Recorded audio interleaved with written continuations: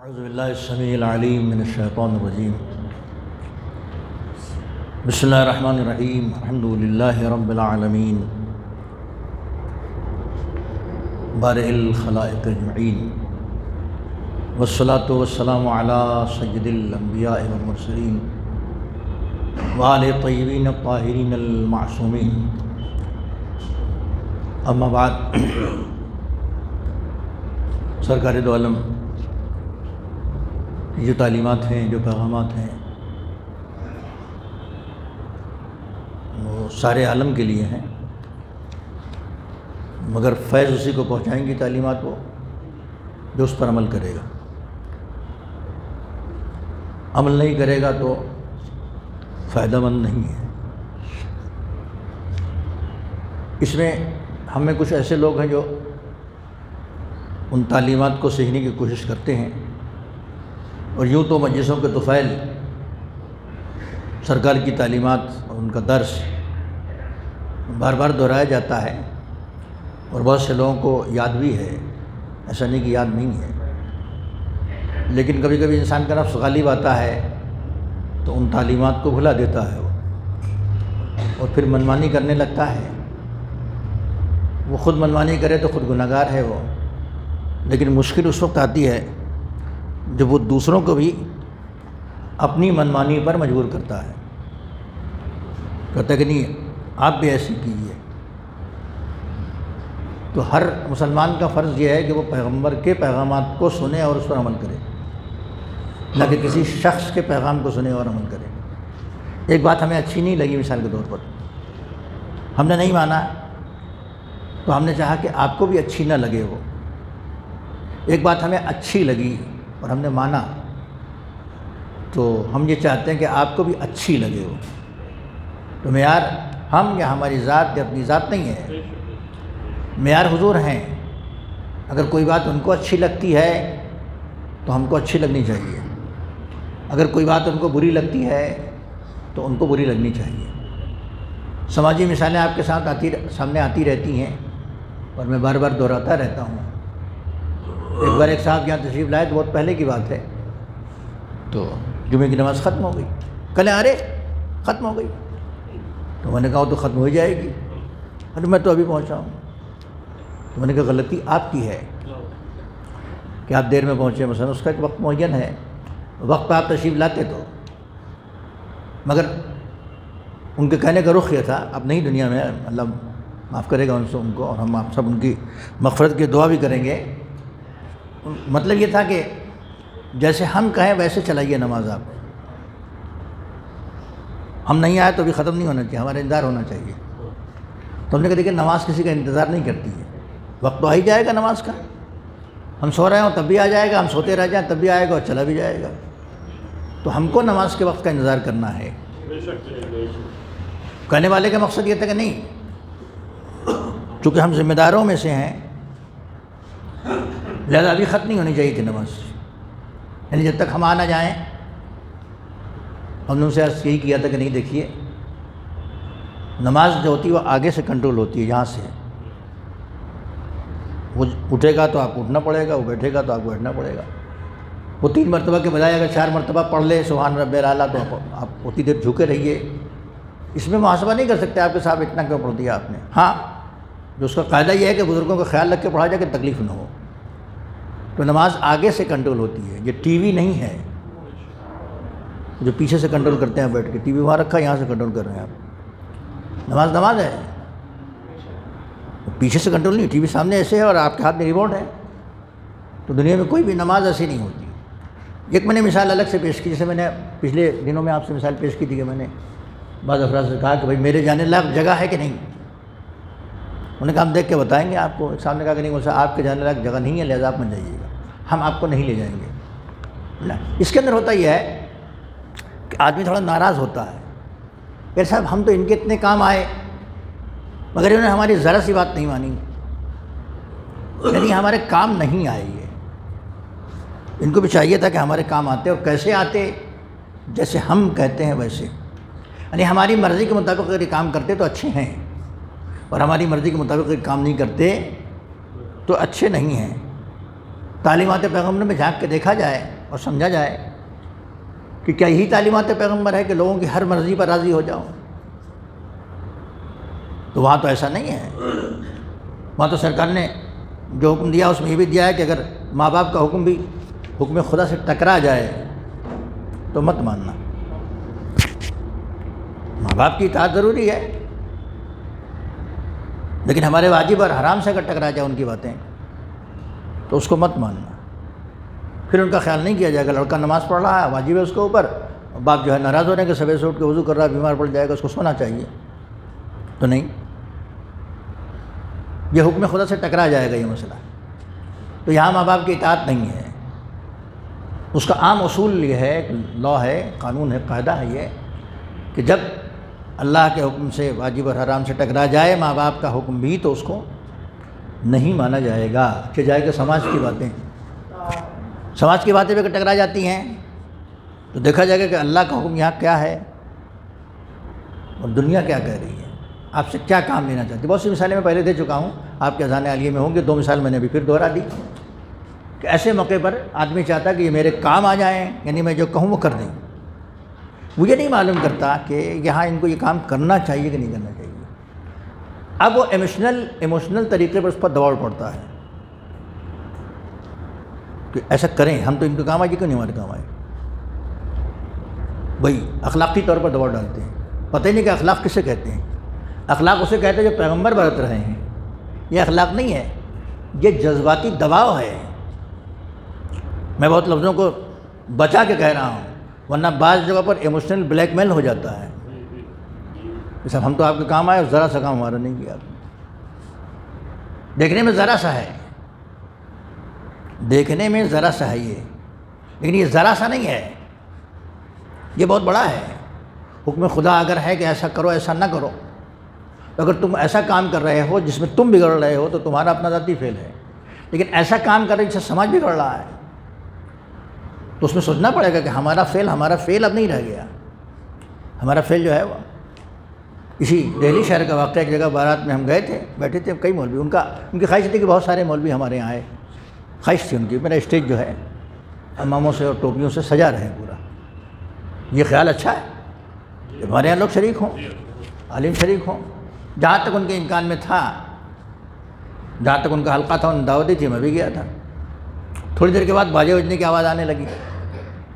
تو ابھی مجمع آیا نہیں تھا، مجمع کیا آتا، مجمع تو ادھر ہی تھا. تو ایک صاحب نے آ کے بتایا کہ صاحب بارات چڑھ رہی ہے.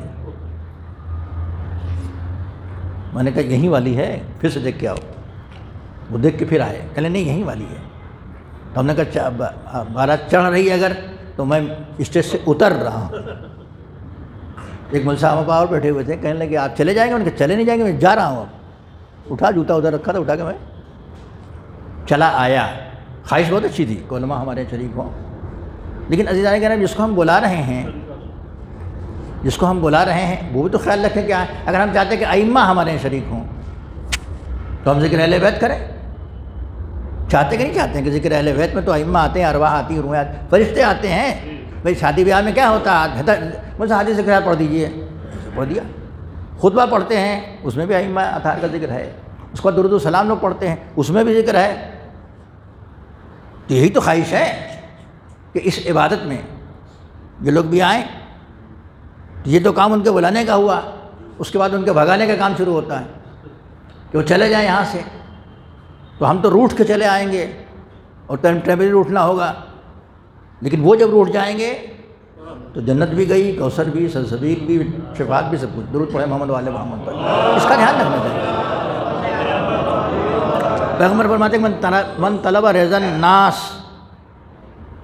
بما یسخط اللہ کان حامدہ من الناس ضامن. حضور فرماتے ہیں کہ جو لوگوں کی رضامندی چاہے اللہ کو ناراض کر کے، اللہ ناراض ہو جائے تو ہو جائے، لیکن لوگ راضی ہو جائیں. اگر کسی کی یہ تمنا ہو، اللہ بھی راضی ہو، لوگ بھی راضی ہوں، یہ اچھی تمنا ہے. ایسا کام کریں کہ خدا بھی راضی ہو، پبلک بھی راضی ہو، تو اچھی تمنا ہے. ایک موقع وہ آتا ہے کہ نہیں، خدا ناراض ہو جائے، پبلک راضی رہے. ایک مرتبہ موقع اور اس کے علاوہ بھی آئے گا، تیسری شکل بھی ہوگی کہ پبلک ناراض ہو جائے، خدا راضی رہے۔ 3 موقع ہوئے نا، 3 ہو گئے۔ پیغمبر اسی کو فرماتے کہ جو لوگوں کی خوشنودی چاہے اللہ کو راضی اللہ کو ناراض کر کے، تو نتیجہ کیا ہوگا جانتے ہیں؟ دنیا میں دیکھنے میں بڑی تعریف ہوتی ہے، ہو جاتی ہے۔ حضور فرماتے کہ نہیں، تعریف نہیں ہے، کانا حامدہ من الناس ذامن، لوگوں میں سے جو اس کی مدح کرنے والے ہیں، تعریف کرنے والے ہیں شخص کی کہ واہ واہ کیا کرنا، ہماری بات مان لی انہوں نے، وہی لوگ اس کی مذمت کریں گے بعد میں، وہی لوگ اس کی مذمت کریں گے جس نے اللہ کو ناراض کیا ہے۔ کل ان کو ہوش آئے گا تو کہیں گے یار ایسا آدمی جس نے اللہ کو ناراض کر کے ہماری بات مان لی۔ عموماً بڑھاپے میں یہ مسئلہ آتا ہے کہ آدمی اللہ والا ہو جاتا ہے، وہ توبہ اللہ کر لیتا ہے، اور توبہ کر کے وہ اس وقت اسے سمجھ میں آئے گا کہ یہ بات غلط تھی اور یہ بات صحیح ہے۔ یا ایک زمانہ ایسا آتا ہے بہت بیمار پڑ جائے، بہت پریشانیاں آ جائیں تو وہ اللہ اللہ کرنے لگتا ہے، تو حضور فرماتے کہ وہی شخص، وہی لوگ کان حامدہ من الناس ذامن، جو اس کی حمد کرنے والے اور تعریف کرنے والے ہیں، وہی لوگ اس کی مذمت کرنے والے بن جائیں گے۔ تو اب آدمی کو انسانوں کی رضامندی اور اللہ کی ناراضگی کا خیال رکھنا ہے کہ کہاں بات ٹکرا رہی ہے۔ اگر اللہ خوش ہے، خود پیغمبر خوش ہیں، وہ کہہ رہے ہیں کہ نہیں، تعریف کرنے والے ہی مذمت کرنے والے بن جائیں گے۔ ومن آثر طاعت اللہ عز وجل بغضب الناس کفاہ اللہ عز وجل عداوت کل عدو وحسد کل حاسد وبغی کل باغ وکان اللہ عز وجل لہ ناصرا وظہیرا۔ اب اس کے الٹا اگر کسی نے کیا، میں نے 2 شکلیں بتائی تھیں آپ کو، اس کے الٹا کسی نے کیا کہ من آثر طاعت اللہ، جس نے ترجیح دی اللہ کی اطاعت کو، بغضب الناس، انسانوں کے غضبناک ہونے پر، یہ غضبناک ہو جائیں، ناراض ہو جائیں، انسانوں کی ناراضگی پر ترجیح دی اللہ کی اطاعت کو، کہ ہم تو اللہ کی اطاعت کریں گے چاہے لوگ ناراض ہو جائیں۔ تو اس کا نتیجہ کیا نکلے گا؟ سرکار کی تعلیمات میں یہ ہے کہ کفاہ اللہ عز وجل عداوت کل عدو، تو اللہ جو ہے جتنے بھی اس سے دشمنی کرنے والے ہیں، جتنے بھی اس سے نفرت کرنے والے ہیں، جتنے بھی اس کو دشمن ہیں، ان سب کے لیے اللہ کافی ہے، یعنی وہ نپٹ لے گا، اس لیے کہ اس نے اللہ کو راضی کیا ہے اور پبلک کو ناراض کیا ہے، تو پبلک تو ساتھ نہیں دے گی، اس نے پبلک کی ناراضگی مول لی ہے مگر اللہ کی ناراضگی نہیں مول لی۔ تو اب کیا ہوگا نتیجہ اس کا؟ سرکار دو عالم کہتے ہیں کہ کف اللہ عز وجل عداوت کل عدو، ہر دشمنی کرنے والے سے کے لیے کافی ہے اللہ، وہ نپٹ لے گا خود ہی۔ وحسد کل حاسد، لوگ حسد بھی کرنے لگیں گے، جلنے بھی لگیں گے، تو سرکار فرماتے ہیں کہ نہیں، اللہ کافی ہے، جلنے والوں کو جلنے دو، وہ تمہارا بدلہ لے لے گا۔ اور بغی کل باغن، اور ہر ستمگر، ہر ظالم کے لیے اللہ کافی ہے۔ کان اللہ عز وجل لہو ناصرا وظہیرا، اور یہ شخص جس نے اللہ کی بات مانی ہے، اللہ اس کا مددگار بھی ہوگا اور اس کا پشتوانہ بھی ہوگا۔ درود پڑھیں محمد وآل محمد۔ زندگی میں اس کو کلیہ بنا لیجئے، اس چیز کو کہ ناراض کس کو کرنا ہے؟ ماں باپ کو ناراض کرنا ہے کہ نہیں، لیکن اگر اللہ کے حکم سے ٹکرا جائے ماں باپ کا حکم اور وہ ناراض ہو رہے ہوں، یہ ناراض ہو رہا ہو، دونوں کے درمیان، تو اللہ کی ناراضگی نہیں مولی جائے گی۔ وہ کہاں ہے؟ واجب اور حرام کاموں میں، مستحب کاموں میں تھوڑا ہے، تھوڑی سی بات ہے آگے پیچھے ہو جائے، ابا میں آ رہا ہوں نماز پڑھ کے جماعت ہونے جائے، بیٹا ابھی بیٹھو میری طبیعت ٹھیک نہیں ہے، تو تھوڑی دیر رک جائیے آپ، وہ مستحب ہے، منا لیجیے، وہاں تو نہیں ٹکراؤ ہے، لیکن واجب نہیں ہے جماعت مثال کے طور پر، یا کوئی مستحب کام ہے ایسے ہی اس کو کرنے میں۔ اب وہ تھوڑی ناراض ہو رہے ہیں کہ میرا بچہ ہے، کہاں جائے گا، بارش ہو رہی ہے، ٹھنڈک لگ جائے گی، وہ تم نہ جاؤ، اس کو تکلیف ہو رہی ہے، تو اس کو آگے پیچھے کیا جا سکتا ہے۔ لیکن اگر کہہ دے کہ نماز ہی نہ پڑھو، تم روزہ ہی مت رکھو، تم حج کرنے تم نہ جاؤ، یہ نیک کام تم نہ کرو جو واجب ہے تمہارے اوپر، یا یہ حرام کام کر ڈالو بیٹا، تو یہاں پر ماں باپ کی بات بھی نہیں مانی جائے گی۔ جب ماں باپ کی بات نہیں مانی جائے گی تو پبلک کی بات کیسے مانی جائے گی؟ درود پڑھیں محمد وآل محمد پر۔ یہ اصول ہے، یہ ضابطہ ہے، اس کو زندگی کا اصول بنا لیجیے۔ مجلسوں میں ہم یہ باتیں سنتے بہت ہیں، ایسا نہیں کہ ہمارے ذاکرین و علماء اور مبلغین اور ممبر پر جانے والے یہ باتیں نہیں بیان کرتے ہیں، لیکن ایک کان سے سن کے دوسرے کان سے اڑا دینا ہمارا طریقہ ہو گیا ہے، لہذا بہت سی باتیں ہم بھلا دیتے ہیں۔ بھلانا نہیں ہے، اس کو یاد رکھنا ہے، اس پر عمل کرنا ہے۔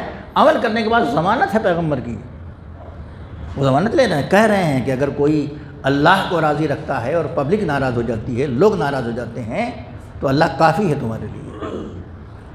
یہ تمہاری تعریف کرنے والے لوگ یہی مذمت کرنے والے، آج تمہاری تعریف کر رہے ہیں، مذمت کرنے لگیں گے، اور مذمت کرنے والے لوگ تمہاری تعریف کرنے لگیں گے۔ کیوں؟ اس لیے کہ تم نے اللہ کو راضی کیا ہے۔ اور جب ان کو ہوش آ جائے گا کہیں گے صاحب فلاں صاحب نے ٹھیک کیا، خالی مولوی کی بات نہیں، ہمارے لیے تو سابقہ پڑتا ہی رہتا ہے، ہم لوگوں کے لیے، خاص کر ہماری صنف کے لیے یہ سابقہ کا پڑتا ہی رہتا ہے۔ اجی مولوی صاحب نے ہماری ذرا سی بات نہیں مانی، آپ کی بات کا مسئلہ ہی نہیں ہے، وہ ان کو دیکھنا ہے کہ ماں باپ کی بات بھی نہیں ہے، وہ بھی نہیں مانی جائے گی اگر ایسا کوئی موقع آتا ہے تو اس کو اگر کلیہ بنا لیا جائے تو ممکن ہے دنیا میں تھوڑی دیر کے لیے تھوڑی سی تکلیف ہو جائے، جس سے وہ فائدہ ملنے والا ہے ممکن وہ فائدہ نہ ملے، جس سے وہ تعریف ملنے والی ہے ممکن ہے تعریف نہ ملے، ممکن ہے دو چار مذمت کرنے والے پیدا ہو جائیں۔ لیکن اگر بات غلط ہے تو غلط کو نہیں ماننا ہے۔ اصول اور ضابطہ یہ کہ غلط کو ماننا ہی نہیں ہے، ماننا صحیح والے کو ہے، اور صحیح کون سا ہے، کون سی بات صحیح ہے؟ جو اللہ کہے اس کا رسول کہے، لہٰذا اس کی تلاش بہت ضروری ہے۔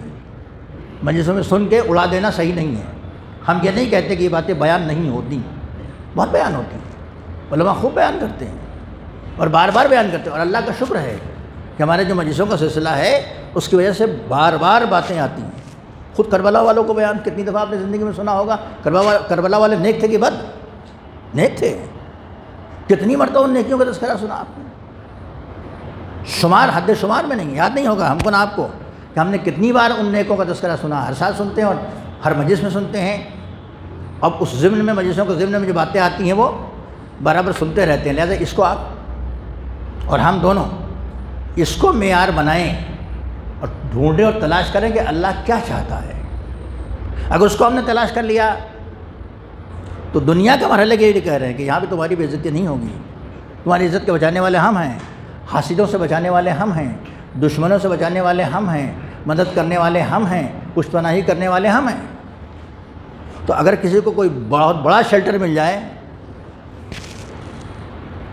تو چھوٹے شیلٹر کے پاس کیوں جائے گا؟ بہت بڑا سایہ مل جائے اگر کسی کو، کوئی بہت بڑا سپورٹر مل جائے اس کو، تو چھوٹے والے کے پاس کیوں جائے گا؟ تو عقل کی بات ہے نا۔ تو اگر کسی کام پر کہنے پر اللہ کہہ رہا ہے کہ میں مدد کرنے پر تیار ہوں، بس میرے راستے پر چلتے رہو، میری بات مانتے رہو، تو تمہارا بیڑا پار ہو جائے گا۔ درود پڑھیں محمد والے محمد۔ ایک بات اور آج میں عرض کر دوں آپ کے سامنے، اگر بات آدھی رہے گی انشاءاللہ پھر اگلے جمعے کو کوشش کریں گے اس کو پورا کرنے کی۔ قال النبی ذات یوم لابلیس، پیغمبر نے ایک دن ابلیس سے کہا، شیطان وہی مشہور، کم اصدقاؤک من امتی یا ابلیس، میری امت میں تمہارے دوست کتنے لوگ ہیں؟ اسی سے پوچھ رہے ہیں۔ تو دوست کو پہچانتا ہے نبی، دوست تو دوست کو پہچانے گا نا۔ آپ سے پوچھیں آپ کے کیا دوست ہے جس سے آپ کی دوستی ہوگی؟ بتا دیں گے فلاں ہے، فلاں ہے، فلاں بھی کہنا وہ نہیں ہے، فلاں ہے کہ وہ بھی نہیں ہے، فلاں ہے کہاں ہے؟ تو جس سے آپ کی دوستی ہوگی آپ پہچانتے ہوں گے اس کو۔ ابھی مجمع میں پوچھا جائے کہ کس کی شیطان سے دوستی ہے، کوئی آدمی تیار نہیں ہوگا۔ کوئی کہے کہ ہاں شیطان کو بڑا دوست رکھتا ہوں، ارے لعنت بھیجیے، تو رجیم ہے، وہ تو مردود ہے، راندہ برگاہ ہے، ہم تو نہیں بتا پائیں گے اور بتائیں گے بھی نہیں۔ اگر کہیں سے کوئی ذرا سی محبت کسی کے دل میں ہو تو ہم کہیں گے نہیں لا حول ولا قوت، ہم لا حول پڑھتے ہیں اس کے اوپر۔ پیغمبر نے اسی سے پوچھ لیا کہ ہماری امت میں تمہارے دوست کتنے ہیں، جبکہ قرآن نے کہا ہے صاف صاف کہ شیطان تمہارا دشمن ہے، اس سے بڑا دشمن کوئی نہیں ہو سکتا۔ جہاں دیکھتا ہے کوئی آدمی اچھا کام کرنے چلا وہاں کئی کنفیوژن پیدا کر دیتا ہے کہ کسی نہ کسی جال میں تو یہ پھنس ہی جائے گا، بہت سارے کنفیوژن کریٹ کرتا ہے، بہت سارے کنفیوژن پیدا کرتا ہے اس کو بہکانے کے لیے، کبھی سبز باغ دکھا کے، کبھی خوف دلا کے، کبھی کسی اور طریقے سے، کبھی لالچ کے ذریعے سے، کبھی پیسوں کے ذریعے سے، کبھی دھمکیوں سے۔ تو اب ظاہر ہے کہ وہ ہر پھندا ڈالتا ہے، جتنے پھندے اس کے پاس ہیں ہر پھندے کو یوز کرنے کی کوشش کرتا ہے۔ وہ انسان کون ہے جو اس کے ہر پھندے سے نکل جائے، ہٹ جائے؟ جناب ابراہیم کا واقعہ خوب سنتے ہیں آپ، ان کے پاس بھی آیا، حاجرہ کے پاس بھی آیا، اسماعیل کے پاس بھی آیا، سب کے پاس آیا کہ قربانی کے لیے اپنے بیٹے کو نہ لے جائیں۔ تو وہ لوگ تو پہچان گئے، نبی تھے، ہمارے لیے تو دشواری ہوتی ہے پہچاننے میں۔ اچھا ظاہر بظاہر آمنے سامنے ہے بھی نہیں، مگر قرآن نے 2 لفظیں کہی ہیں جو آپ سب کو یاد ہیں، من شر الوسواس الخناس الذی، جو سورہ الناس ہے، اس میں آخر میں آتا ہے کہ پالنے والے میں تیری پناہ مانگتا ہوں، اپنی پناہ میں رکھ مجھے، من شر الوسواس الخناس الذی یوسوس فی صدور الناس، اس خناس شیطان کے شر سے جو انسان کے دلوں میں وسوسہ پیدا کرتا ہے۔ یہ کہاں ہے؟ آگے آیت میں تشریح ہے، من الجنۃ والناس، یہ جنات میں بھی ہے اور انسانوں میں بھی ہے۔ تو جنات والا تو نظر نہیں آئے گا آپ کو کہ وسوسہ پیدا کرے اور دیکھیں آپ، لیکن انسان والا نظر آ جائے گا۔ اس انسان کو بھی اللہ نے شیطان ہی کہا ہے، وہ وہاں سے نکلا ہوا آدمی نہیں ہے، وہ اسی آدم کے اولاد میں پیدا ہوا تھا، وہ اس کا بہکایا ہوا ہے۔ وہ وہاں سے نکلا تھا، کہہ کے نکلا تھا کہ ہم کو بہکائیں گے، سب کو بہکائیں گے اور تیرے راستے بڑھ جائیں گے اور صراط مستقیم پہ بیٹھ جائیں گے ہم، اور وہاں جو بھی آئے گا اس کو ہم بہکائیں گے۔ اس کا مطلب یہ نکلا کہ اس کا اڈا زیادہ تر صراط مستقیم ہے۔ وہ پہچانتا کہ صراط مستقیم کہاں ہے، جہاں صحیح نماز ہوگی وہاں بہکانے کے لیے پہنچے گا، جہاں صحیح روزہ ہوگا وہاں بہکانے کے لیے پہنچے گا، جہاں صحیح عبادت ہوگی وہاں بہکانے کے لیے پہنچے گا، جہاں صحیح کام ہوگا وہاں وہ پہنچے گا ضرور۔ صحیح کام میں اگر وہ کنفیوژن پیدا کرتا ہے، سمجھے کہ شیطان کا وسوسہ ہے دل میں ڈال رہا ہے، اور کبھی خود نہیں آتا ہے اپنے چیلوں کو انسانوں میں سے۔ اسی کو قرآن نے کہا کہ من الجنۃ والناس، پالنے والے میں شیطان سے پناہ مانگتا ہوں۔ کہو کون تم کہ پالنے والے میں شیطان سے پناہ مانگتا ہوں، جو جنات میں بھی انسانوں میں بھی ہیں۔ تو وہ دشمن ہے انسان کا، اور انسان کو چاہیے کہ دشمن رکھے۔ اب اس کے دوست کون کون سے ہیں، اور پھر دوسرا بیان آئے گا اس کے دشمن کون کون سے ہیں۔ پہلا بیان آ جائے گا کہ اس کے دوست کون کون سے ہیں، اور اس کو دوسرا بیان جو آئے گا کہ اس کو دشمن کون کون سے ہیں، وہ آج نہیں آئے گا، اگلے جمعے کا آئے گا۔ درود پڑھیں محمد والے محمد۔ ہمارے بعض بھائی کہتے ہیں کہ آپ ادھورا چھوڑ دیتے ہیں اور تشنگی رہ جاتی ہے۔ جب تشنگی ہوتی ہے تو پانی اچھا لگتا ہے۔ روزے کے زمانے میں شام کو پانی کتنا اچھا لگتا ہے، دھوپ سے چل کے آئے تو کتنا اچھا لگتا ہے۔ میں تشنگی نہیں چھوڑتا ہوں، میں چاہتا ہوں کہ تڑپ اور پیدا ہو جائے، آپ کو سننے میں مزہ آئے، مجھے سنانے میں مزہ آئے۔ درود پڑھیں محمد والے محمد۔ قال النبی ذات یوم لابلیس لعنت اللہ علیہ کم اصدقاؤک، پیغمبر نے ایک دن ابلیس سے پوچھ لیا کہ تیرے دوست کتنے ہیں، من امتی، میری امت میں، ادھر نہیں یہودی نصارہ یہ سب نہیں، میری امت میں بتا جو میرا کلمہ پڑھتے ہیں۔ یا ابلیس، اے ابلیس بتاؤ کہ میری امت میں تمہارے دوست کتنے ہیں۔ قال عشرۃ نفر، تو ابلیس نے کہا کہ 10 قسم کے لوگ میرے دوست ہیں۔ آج آپ ابلیس کے دوستوں کو پہچانیے اور ہفتے بھر سوچیے گا انشاءاللہ، پھر آپ کو ابلیس کے دشمنوں کو بتائیں گے۔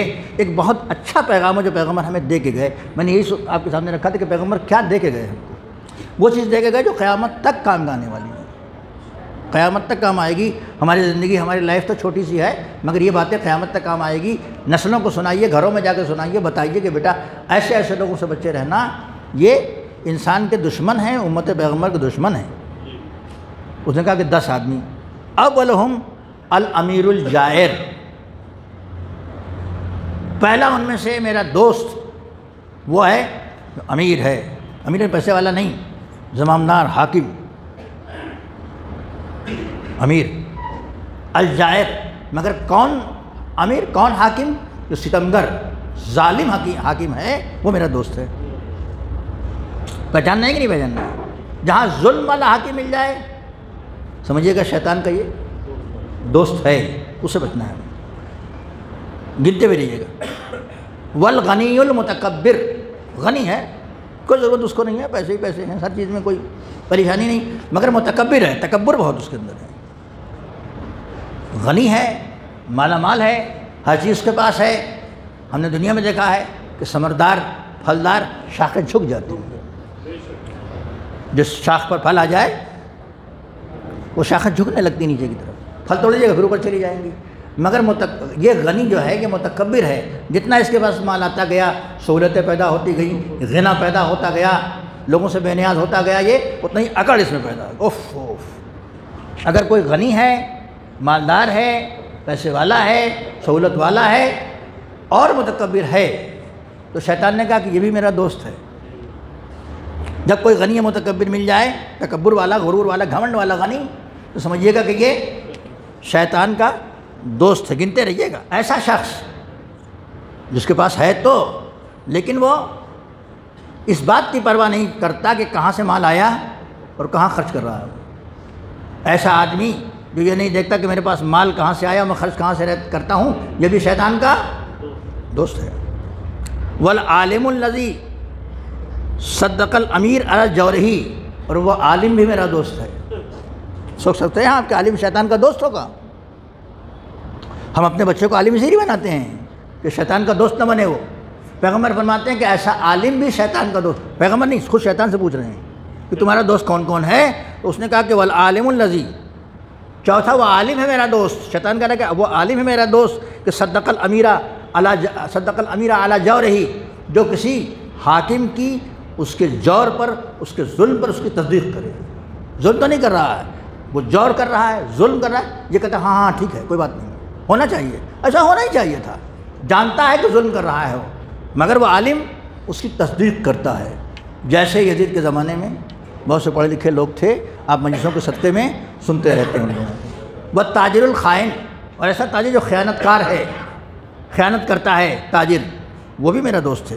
والمحتکر، اور احتکار کرنے والا، وہ مال جس کی ضرورت ہے مارکیٹ میں، لوگ محتاج ہیں روٹی دال کے لیے، کھانے پینے کے لیے، عام سب چیزوں کے لیے، وہ جمع کر کر کے رکھ رہا ہے کہ جب بھاؤ بڑھ جائے گا تو ہم بیچیں گے، اس کو کہتے ہیں محتکر۔ اس انتظار میں کہ جب بہت اونچا بھاؤ ہو جائے ابھی رکھے، ہم لوگ پریشان ہیں، بازار سے سامان غائب ہو رہا ہے، کیوں غائب ہو رہا ہے؟ ماہرین اقتصادیات سے پوچھے کو بتائیں گے، روک لیتے ہیں لوگ، وہ بھی میرا دوست ہے اگر روک لیا اس نے۔ بس زانی، معلوم ہے سب کو، وہ بھی میرا دوست ہے۔ وہ آکل الربا، اور سود کھانے والا، وہ بھی میرا دوست ہے۔ والبخیل، شیطان کہتا ہے بخیل بھی میرا دوست ہے۔